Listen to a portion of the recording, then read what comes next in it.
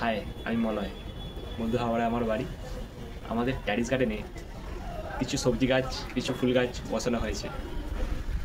আজকে আপনাদের দেখাবো কিভাবে ভার্মি কম্পোস্ট রেডি করি আমরা। চাপা সমেত এরকম একটা ড্রাম নিয়ে নিয়েছিলাম। ড্রামের চাপাটা সাইডে রেখে ড্রামটা উল্টো করে তার পেছনে 4টে ফুটো করে দিয়েছিলাম, যাতে ভেতরে এক্সেস জলটা বাইরে বেরিয়ে আসতে পারে। এ থেকে যে লিকুইড জলটা বেরোবে সেটাও গাছেদের খুব উপযোগী একটা খাবার।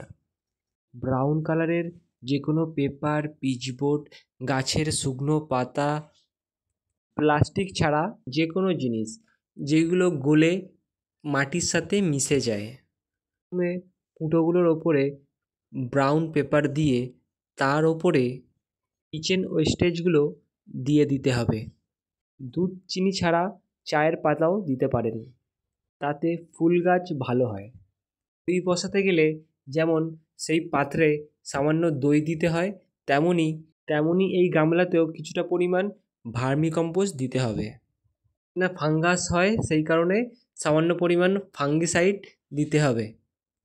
1 সপ্তাহ 10 দিনের কিচেন ওয়েস্টেজ একসাথে জড়ো করে আমরা এরমভাবে বানিয়ে নিই। লেয়ার বাই লেয়ার সাজিয়ে নেওয়া হয় এইভাবে। ওপর থেকে কিছুটা পরিমাণ মাটি দিয়ে চাপা দিয়ে দেওয়া হয়। আমরা কি করি, বাড়িতে অনেক দিনের পড়ে থাকা টক দই খারাপ হয়ে গেছে, তখন কি করি, এতে দিয়ে দেওয়া হয়। একটু বেশি স্মেল ছাড়ে, কিন্তু তাতে কম্পোস্টটাও তাড়াতাড়ি হয়।